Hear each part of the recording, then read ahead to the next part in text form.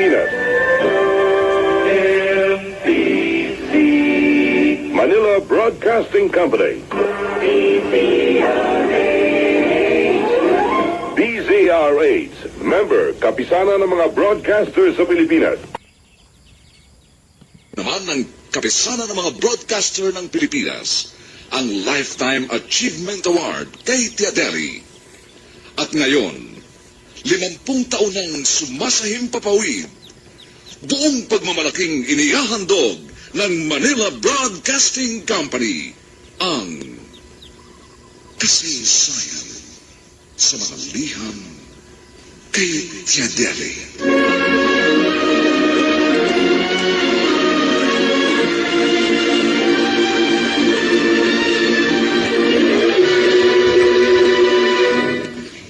Itong inyong Tiadeli.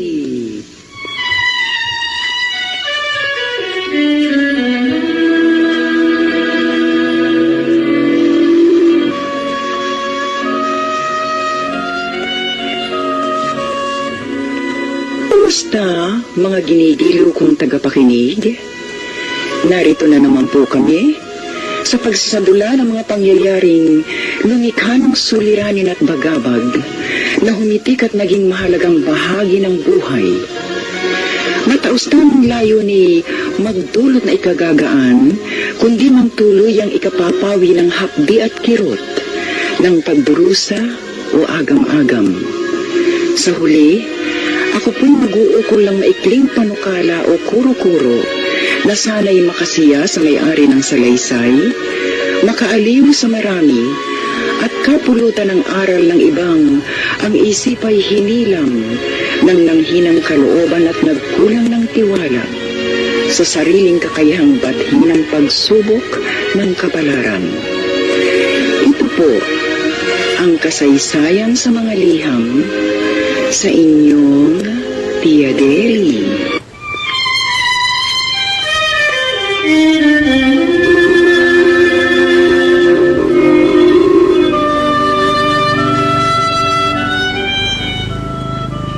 Inihahalin tulad sa maghapon ng buhay, may bukang liwayway, may umaga, may katanghalian, may takip silim at may gabi. Sumasapit kanino man. Wika nga, kung may kapanganakan, may kamatayang una-una lamang ayon sa may kapal na nagpahiram ng buhay, upang magsama na sa buhay na walang hanggan. Isang taga-Payagan East, Ballesteros, Cagayan West ang sumulat na nga nasa dapit hapon na ng buhay silang mag-asawa. Saklot ito ng pangamba sa maaaring mangyari kung sakasakaling ang sumapit na ang pagdatal ng hindi maiwasan. Tatawagin natin ang may padala ng liham sa pangalang Lucina.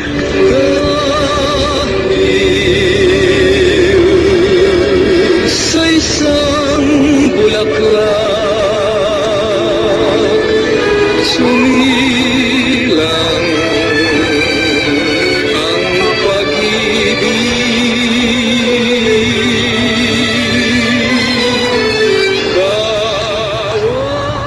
Dear Tiadeli, 60 taong gulang na po ako at ang mister ko ay 64 na taon na. Nasa estado ng lahat ang aming mga anak. Sila'y layo-layo, 2 na sa Maynila, ang bunso lamang ang masasabing pinakamalapit ngunit nasa kabilang bayan pa. Sa gulang namin ito, hindi kami umaasa sa kanila.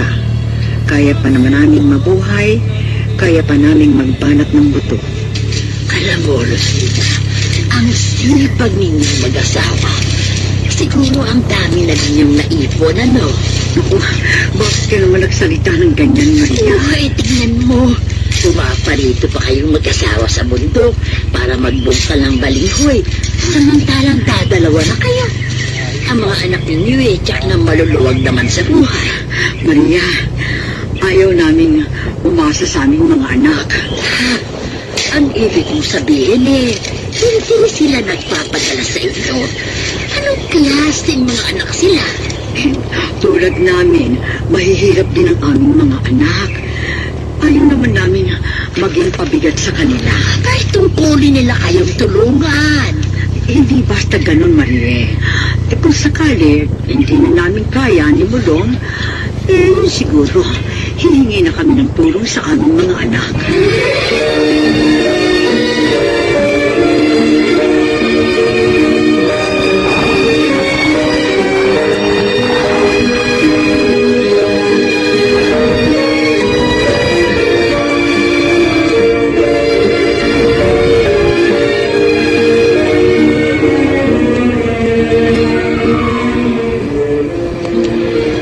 Rosina, kung wala na ako, sumama ka sa mga anak mo. Tumigil ka nga, Mulong, ha? Ano naman ba yung drama mo? Sinabi ko naman sa iyo, sabay tayo mamamatay. Nararamdaman ko, mauna ako sa iyo, Rosina. Kung ano-ano lang nasa utak mo, alisin mo nga yan. Manong magdasal ka at nang mawala yung mga negatibong iniisip mo. Totoo naman yun. Hindi totoo. Mahal, sige, matulog ka na. Tatalikuran na kita nang makatulog ka na. Pumikit ka na. Rosina, Tiya, ipikit mo naman ang mata mo. Matulog ka.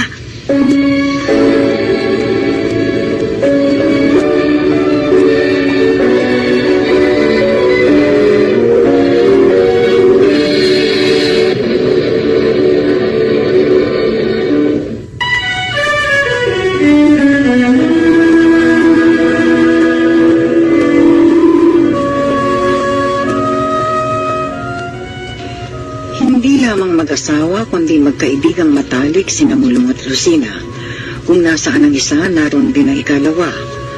Halos lahat sa nayon nila ay natutuwa sa mag-asawa.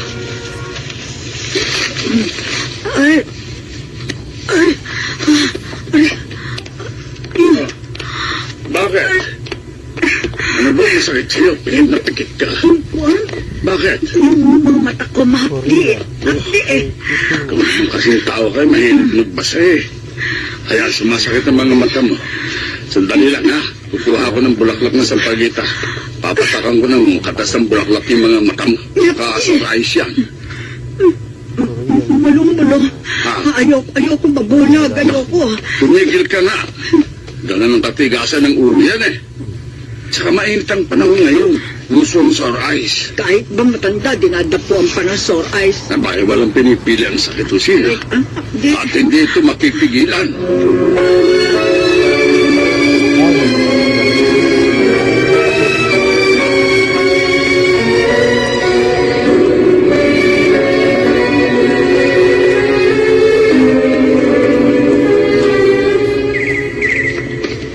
Nasaan ba yun? Saan ko ba nailagay yung kutsilyo mo? Nasaan na ba? Aray ko. Nahiwa ako. Ang sakit. Sila, Aray ko. ano ka pa naman? Kanina pa kita tinitignan na. Nag-aapuhap ka dyan ng kutsilyong nasa tabi mo. Naawa ka mo sa talib. Hindi mo pa tinitignan ang ginagawa mo. Sandali lang, sandali. Kukuha ko ng dahon ng kakawatit. Itatapal ko sa sugat mo. Mulong. Bakit? Ano bang nangyayari sa iyong tao ka?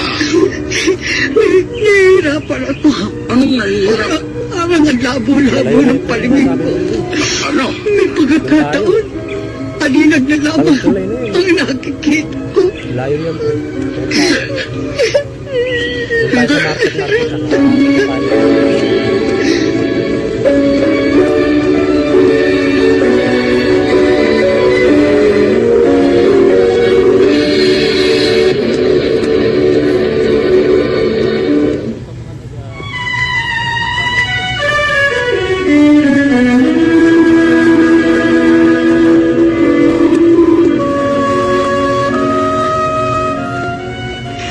Dahil sa nangyari, pinilit ni Mulong na dalhin sa ospital si Lucina. Nakababad.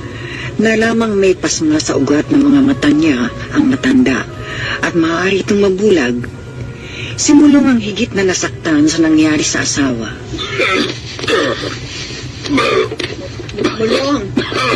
Mulong, bakit ha? Bakit ka dumuduwal? Ano ba nakain mo, ha? Mulong? Sigmura ko, Lucina. Masarap. Mulong? Mulong? Huwag ka namang iiyak. Wala nga naman to. Lapit lamang ang katapat niyo. Kasi mabubulag na ako. Ikaw naman, magkakaroon pa yata ng usin. Hindi totoo yan. Maliwanag bang mata mo? Maliwanag. Mulong. Ay, mabuti. Mulong.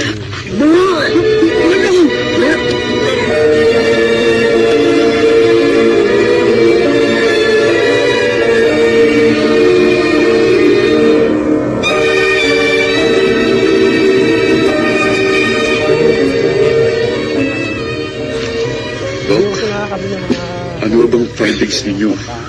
Bakit po ba nagdudugo ng itay? At madalas siyang dumudubi? Doktor, maitim po ang kulay ng ang dumi ko. Nakita naman ninyo sa sample na binigay ko. Madalas po napakapula ng lumalabas. Baka, malala na ang ulcer ninyo. Oo. Bayaan. Malaki na ang sinira nito sa inyong bituka. Ano ba? Dok, may remedyo pa, hindi ba? Hindi ko alam. Marahil tanging himala na lamang ng Diyos ang makapagpapagaling sa tatay mo. Pwede pang kunin sa operasyon, di ba? Baka sakali, walang makatitiyak. May edad na ang iyong ama. Baka hindi na niya makaya pa ang operasyon. Subukok na niya katawan. Doktor, kahit sabihin yung pwedeng kunin sa operasyon, hindi ako papayag. Malaking halaga ko na. Sayang. Total naman, matanda na ako. Ang sarap yung magagasta sa operasyon. Itabi na lamang para sa kinabukasan ng aking mga apo. Itay ako. Dado, yun ang gusto kong mangyari. At susunod kayo magkakapatid. Handa na ako sa anumang mangyayari sa akin.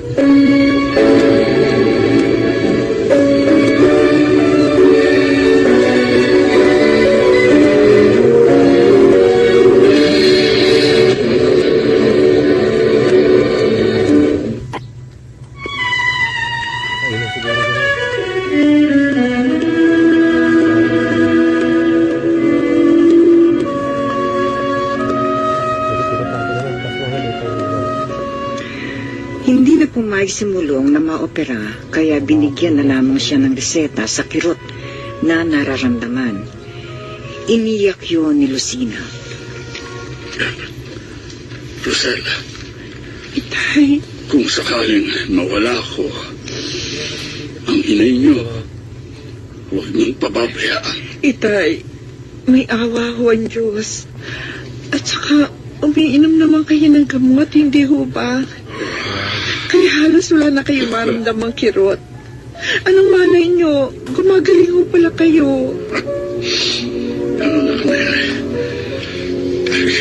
Hindi naman ako takot mamatay. Kaya nga lamang, nag-aalala ako para sa inyo.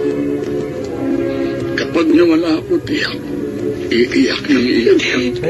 Hindi ho kayo mawawala sa buhay namin, Itay. Kaming lahat magdarasal para sa inyong pagaling. Anak,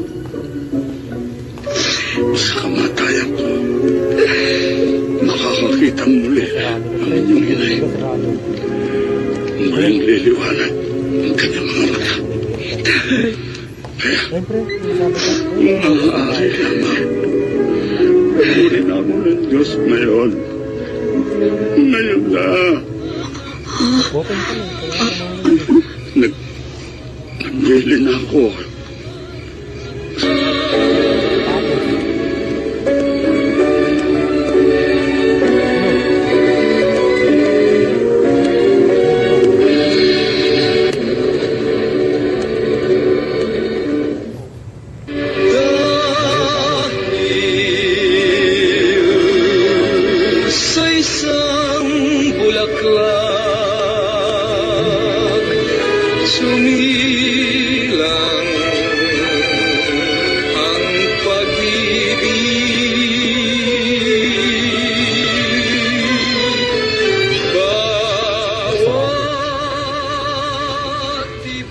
Kahit manatili akong bulag, taos puso akong papayag sa Deli.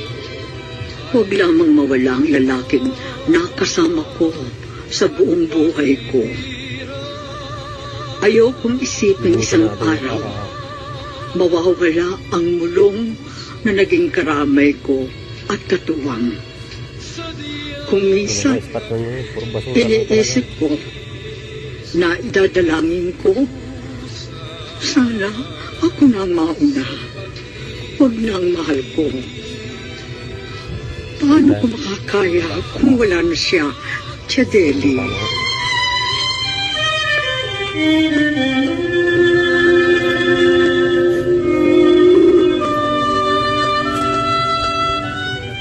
Sa tinawag nating Lucina, ito po ang ating maitutugon sa kanyang liham.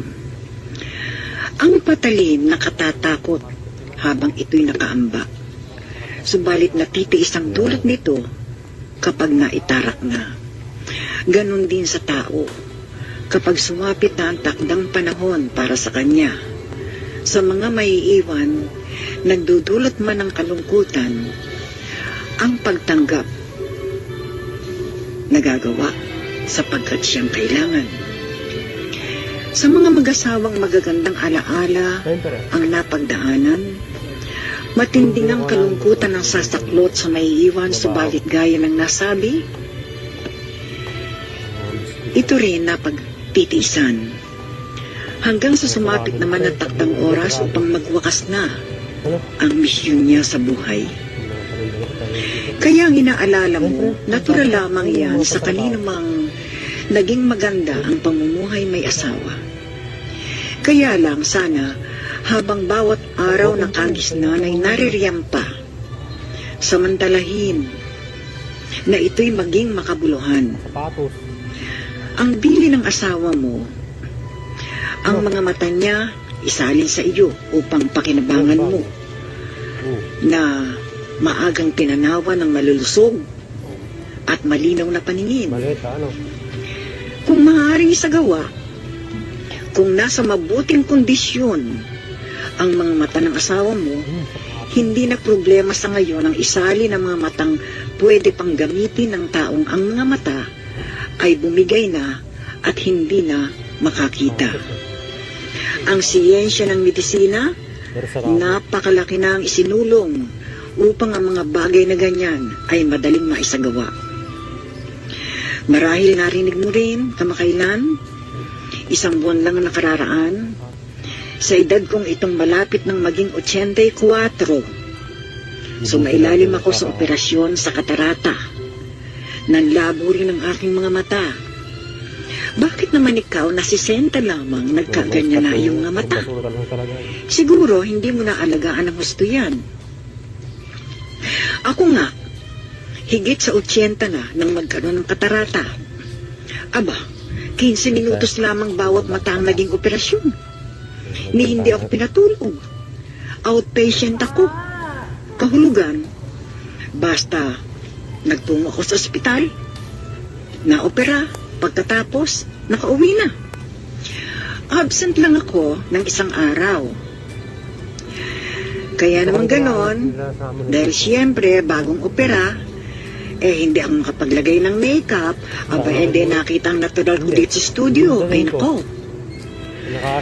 Sa pagiging biyuda naman, naging maganda rin ang pagsasama namin ni Kernel sa loob ng 36 na taon. Umalis siya noong 1989, 15 taon na. Wala. Malungkot nga. Pero awa ng Diyos, heto pa rin tayo. Kaya manalig ka sa nasa itaas. Ipaubaya mo sa Kanya kung ano pa ang laan sa iyo at nang matahimik ang kalooban mo.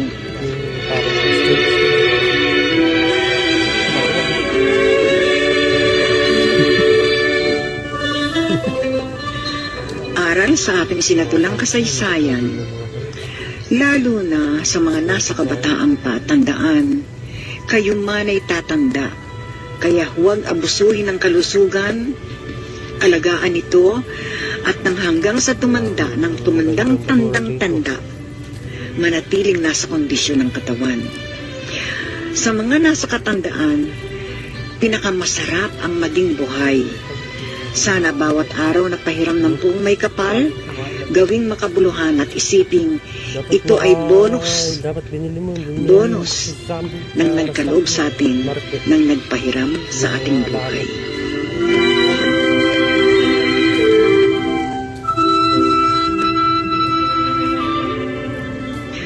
Ang may-ari po ng liham ng ating sinadula, taga Payagan East, Ballesteros, Cagayan West. Sa tinawag nating Lucina, 200 piso ang tatanggapin mo sa pamamagitan ng koreyo.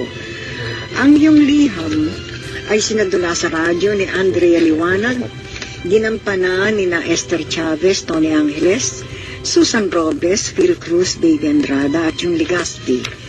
Musika, Buboy Salonga, Tunog, Eddie Legaspi, Supervisyong Teknikal, Bong Muyar, Associate Producer, Feina Hanuran Banda, Direksyon, Augusto Victa. Ito po naman na inyong Tia Deli, nagpapasalamat sa inyong pakikinig. Magandang hapon sa inyong lahat.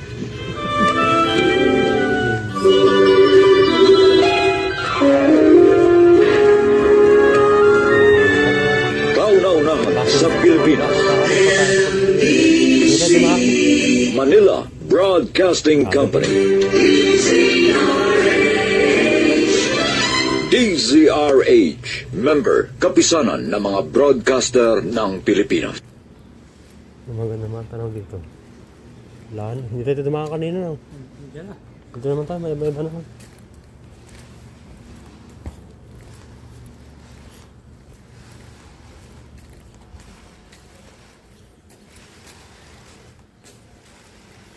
Klinik.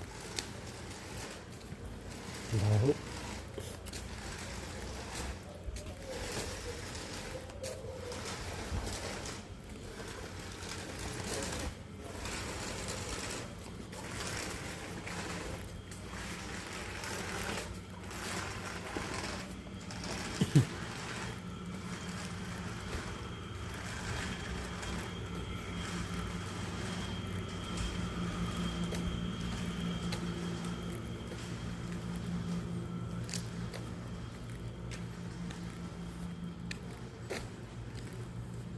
Market.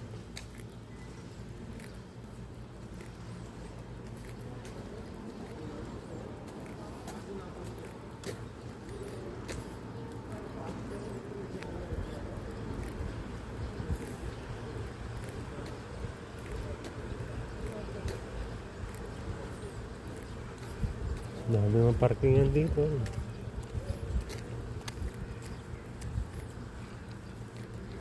Ano yan ba? Okay.